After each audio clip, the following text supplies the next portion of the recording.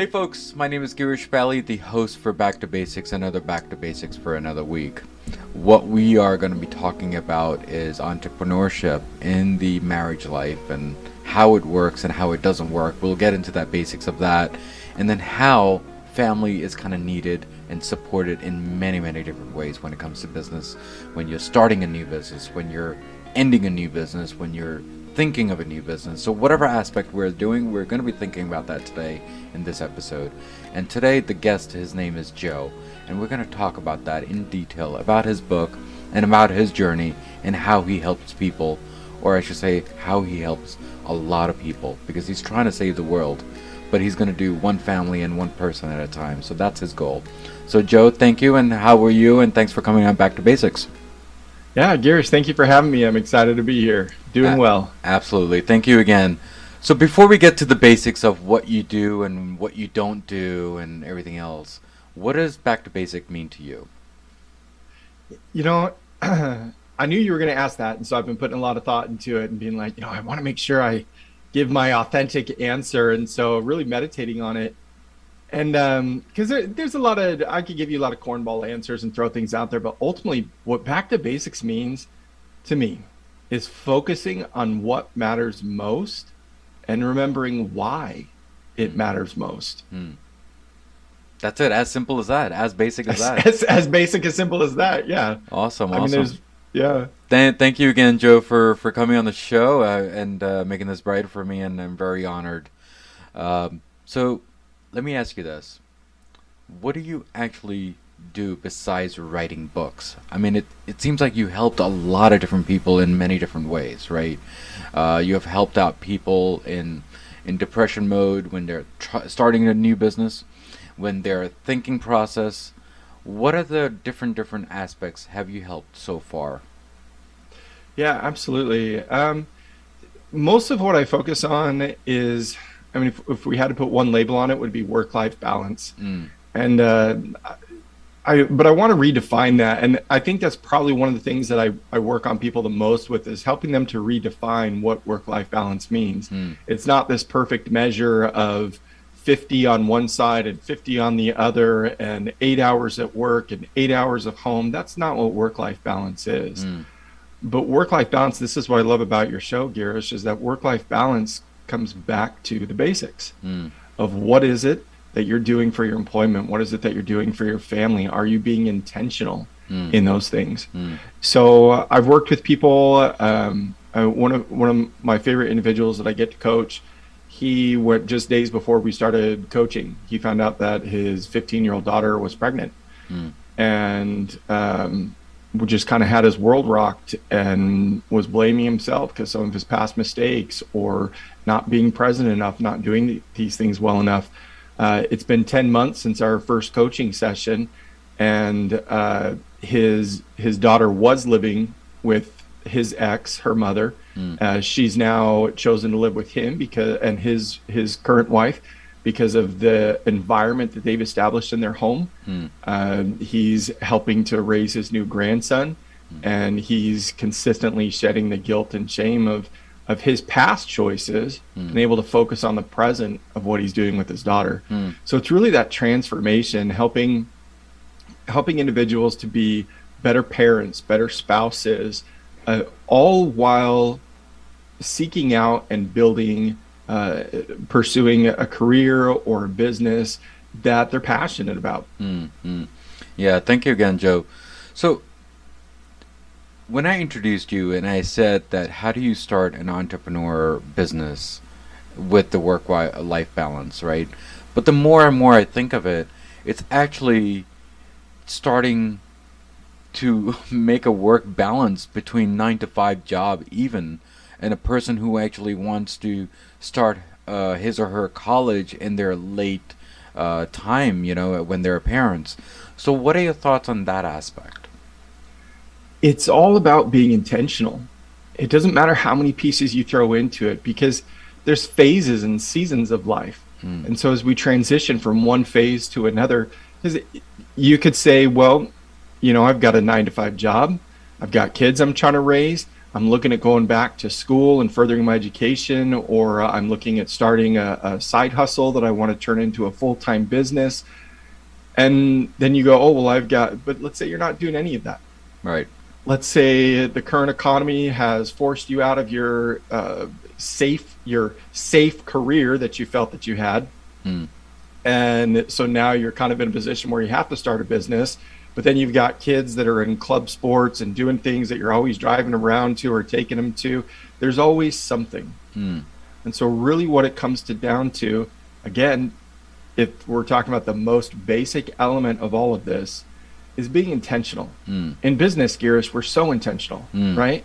We're intentional about our meetings. We're intentional about our vision, about our plan. We're intentional about what we're going to do, our goals for Q1 through Q4. How many people are in Q4 are already planning for the next year? But do we have that same intentionality in our families or in our homes? Are we having that same intentionality, that same structure as we're seeking to start a business, or as we're seeking to heal or to better or to improve our family relationships? And so if we can find the principles that drive success from what we already know and what we're already confident in business or in family, wherever that starts from, then we can transfer those principles to give us confidence in the next area. If I had a career for 20 years and developed confidence in what I was doing, and I knew how to do, client consultations, client consultations, and really good at problem solving, and really good at marketing and mapping out how we can bring brand awareness and things like that.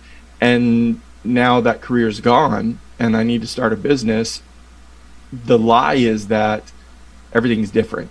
The lie is that as an entrepreneur, it's a whole new world and I've got to figure it all out from scratch. No, you don't. Go back to the basics, be intentional, figure out what you're confident in.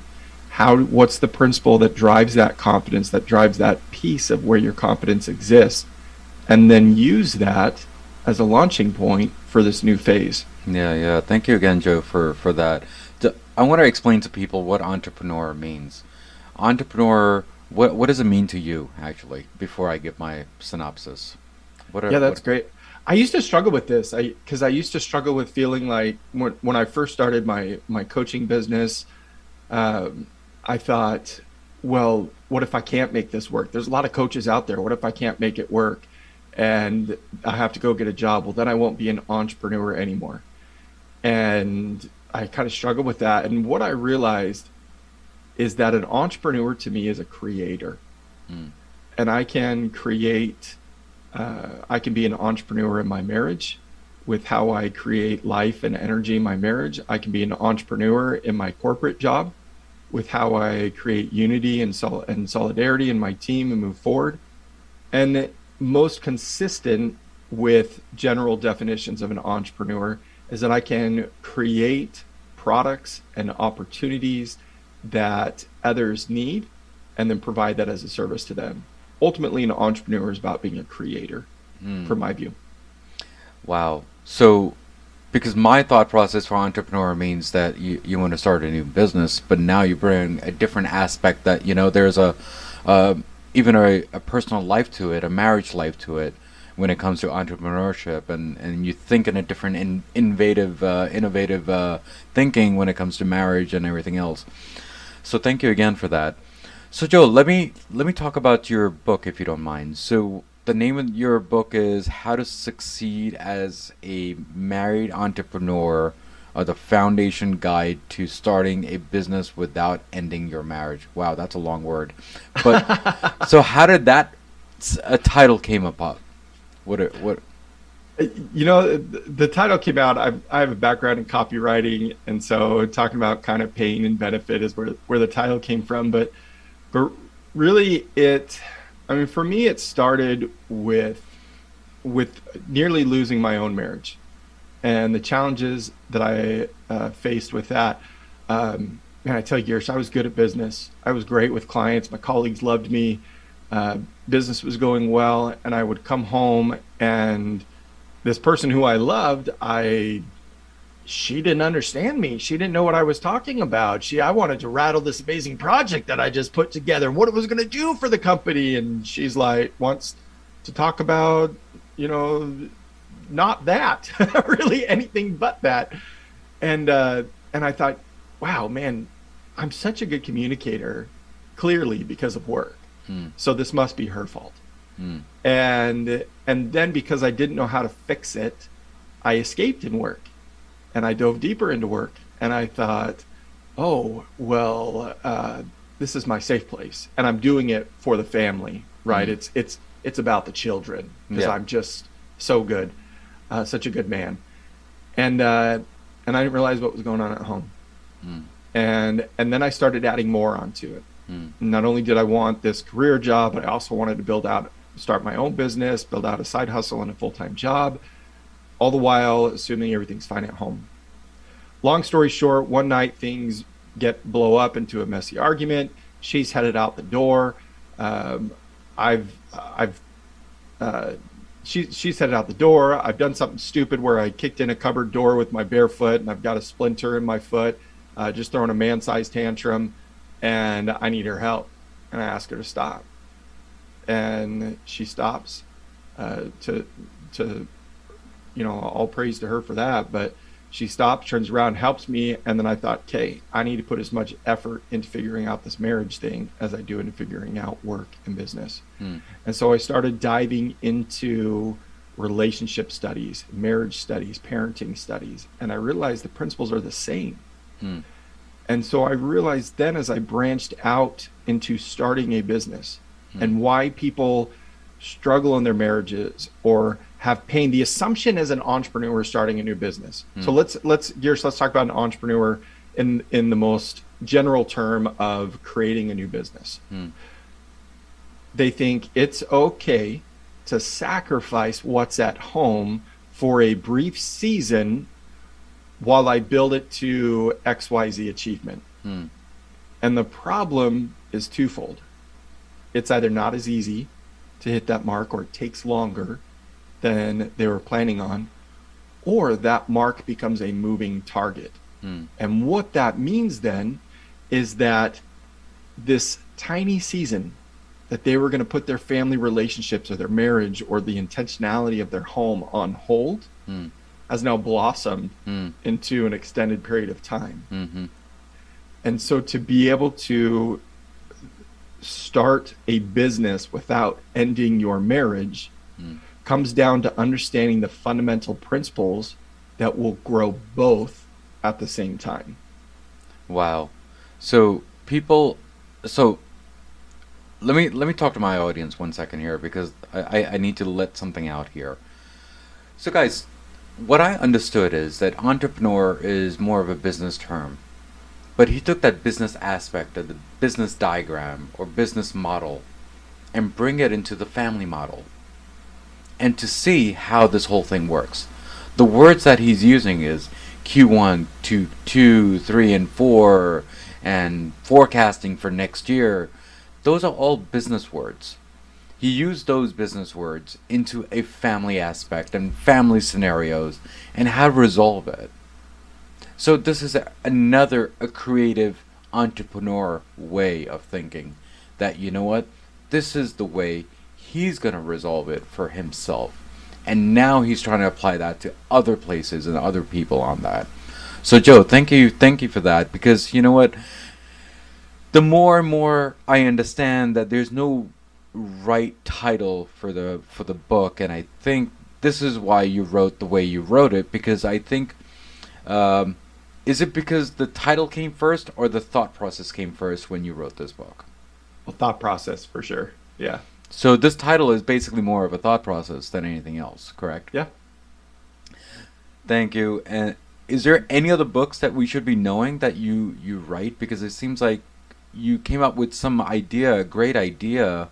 We should tap into your brain and give you more and get more books out of you. There'll be more books coming. That's the only book that I have now. And the great thing is it's a short read. So it goes over some of the most basic elements. The first phase of what I teach There's other ways to connect on most social media. I'm at the Joe Pomeroy. And then my website is forwardwithjoe.com.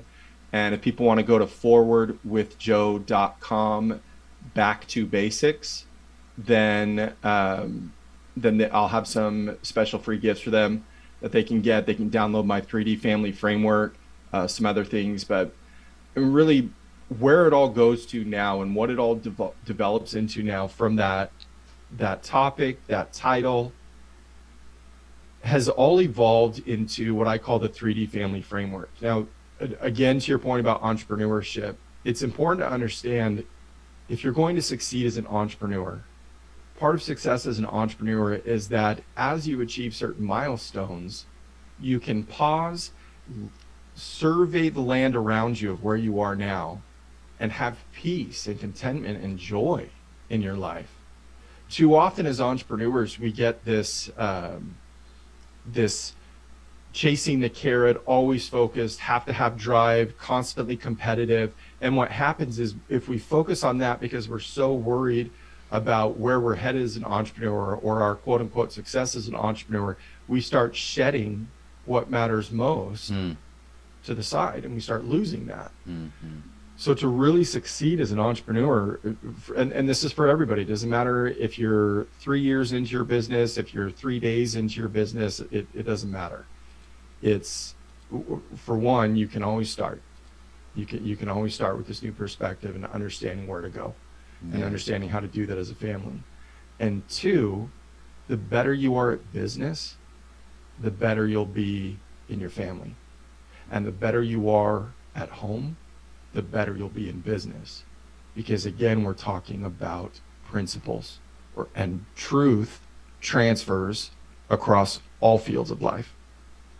Yeah, absolutely. Thank you again, Joe, for coming here and make us think in a different way when it comes to word playing, because technically that's what it is, and a different thought process. And it's great the way you came up with this and very innovative thinking. So, Joe, thank you again for coming on the show. Do you have any quick last words before you leave from Back to Basics? Excuse me. Yeah, my final thought would be, again, it doesn't matter your age. It doesn't matter your marital status or parenting status. It doesn't matter how long you've been in corporate or how many times you've tried to start a business. There's always opportunity in the present. So wherever you're at, it's if you take the right steps in the right order, you can create whatever it is you want to create, no matter what your past or history has been. Life is about today.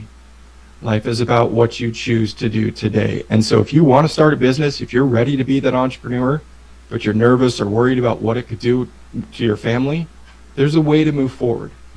If you feel like you've started a business and you've left your family behind, there's a way to move forward. There's a way to do that. And that's why I forward with Joe. Of course. Yeah. Thank you again, Joe, for coming here and making this brighter and make me think in a different way. And definitely I'll get your book and we'll make some arrangements to have you sign it and send it back to me, because I think that's the way to do it. And I'll put this in my book of shelves that I'm going to be creating from all the authors that I've interviewed so far. So thank you again for that. Cool. Yeah, absolutely. Thank you. So guys, we spoke with Joe today and we talked about the basics of, we talked about the basics of life. We talked the basics of family. We talked about the basics of business. Well, business in a family way. And that's what we talked about. There's always ways and innovative stuff to talk about and help each other in many, many different ways. There's a quote of the day, and the quote is actually by Joe in one of his words, and you know what? I think Joe's going to like it too. The quote of the day is, save the family, save the world. That's what he's trying to do. He's trying to save the world by one family at a time. And that's the only way to do it. Because if you think about it, in many different ways, if you help one person, that other person will start helping 10 other people. And that's how I look at it. Because it's all a big pyramid, right, for us. So guys, as usual, what do we always say at the end of the episode? Everything in life goes back to basics, and that's what we did today. Guys, take care, God bless, and keep on commenting as much as you can in my episodes. Good, bad, ugly, either way, it'll make my show stronger day by day, week by week, because I'm here to learn from you guys how I can make this show so much better so you can keep on coming back to basics. And guys, there's 3 reasons why we do this show. The content is great. The guest is awesome. But the best of all is the host. Guys, take care, God bless, and I will see you next week. Next week's episode on Back to Basics. So how do It we how do does. we get away from that? So I'm going to go all the way back to the beginning where people should avoid being close to their credit limit. And again, it's this is a topic that's not always discussed, and people are being extended credit and credit cards and thinking, let's say you're extended a credit card with a $20,000 limit. And let's say this is the first time you've ever had a card with this high of a limit. The first thing you're probably thinking is, gosh, what can I buy? What can I buy that I've always wanted to buy that I didn't have the money to buy? And that's what most consumers do. Hmm. So I always say when you have a credit card or line of credit, whatever it is, you do not want to utilize more than 30% of that limit. And I know people may be asking, well, why did they even give me this $20,000 limit and I can't use it? Not saying that you can't purchase something, a large purchase, but you definitely don't want to carry a balance that's more than that 30% because it does hurt your credit score. So if you have a card, we're gonna take it back to basics. We're gonna go to $1,000. So someone who may be in college or graduating from college, and or maybe this is their first experience with credit, they may be offered a lower limit, so $1,000. You don't want to go out and charge $900 and then just say you're going to pay the minimum. You're going to pay that $25 per month. You want to utilize the credit, one, to help build your credit, and